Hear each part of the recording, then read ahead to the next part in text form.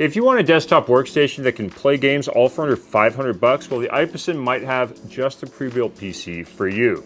This is the IPASON S7. It comes stock with an AMD Ryzen 5 5600G processor. 6 cores, 12 threads, boost clocks up to 4.4 GHz, 19 megs of total cache, and 7 graphics compute units up to 1.9 gigahertz there.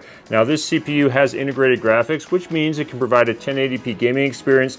The 5600G, you are going to be limited to which games you can play. You can see here in Fist, we're struggling to put up more than 15 FPS, and this isn't a very graphically intense game. However, if you want to upgrade for better settings, you could just purchase and slot in a graphics card using the S7 and its pre-built components as a foundation for your build.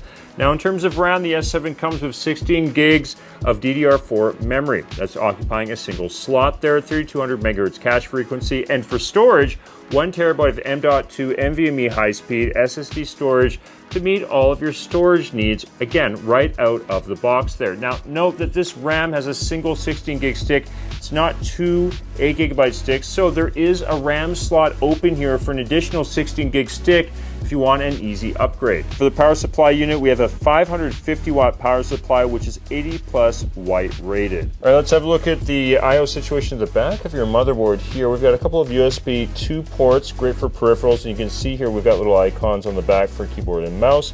Here we have a legacy port. You're probably not going to use that. We have an HDMI interface here. You can run to your monitor. Here's a VGA if you'd like to run a legacy monitor like a CRT or some sort of security camera setup.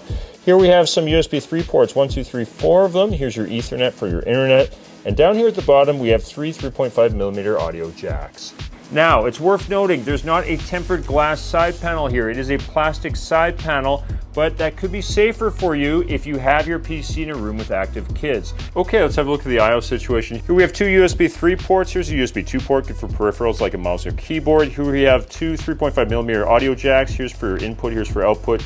2 headphones or speakers, an LED button and a power button up there. Pre-installed with 4 120mm RGB fans and a Tower CPU cooler here, and a cool RGB lighting strip on the front side for more of that colorful gaming aesthetic.